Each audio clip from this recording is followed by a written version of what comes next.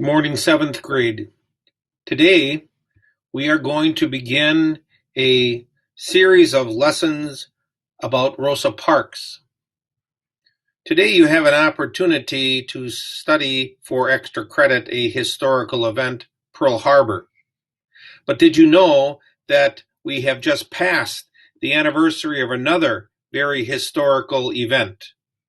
An event which triggered, some say, one of the most important events of the modern day civil rights movement, the night of December 1st, when Rosa Parks was arrested for sitting in the wrong place and not willing to give up her seat on the bus.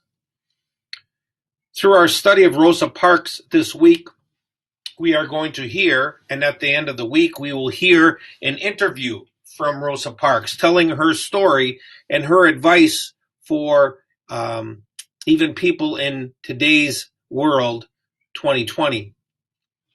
The introduction, which is found here on the first page, gives us a little bit of an insight into who the individual, the woman, Rosa Parks was. The second tab gives me an opportunity to drop and to drag the vocabulary word. Don't forget about your sample sentence that goes in here. In the third portion, again, you're seeing the link that you've clicked on describing today's lesson. And then below this, those introductory words that I listed for you on the Google Classroom page as well. Again, this familiar quote, I did not get on the bus to get arrested. I got on the bus to go home. A short summary of the excerpt, which is from her own autobiography, describing the day of her arrest. I think you're going to find this to be rather interesting. Again, please do make use of these audio resources to help you as you go through the text. For today's lesson, you do not need the annotation and you don't need the numbers. You simply need to listen to this story. And then to conclude our introduction to Rosa Parks, we have some think questions that we're going to be responding to in the split screen mode. Will assist you to go back to the text. You may want to now click the numbers, and for your own purposes, you may want to use the annotation.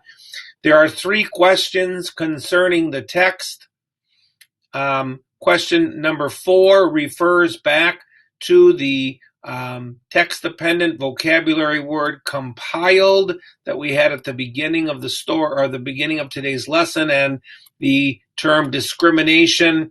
Again, following those directions, putting your responses there, and then clicking the submit button.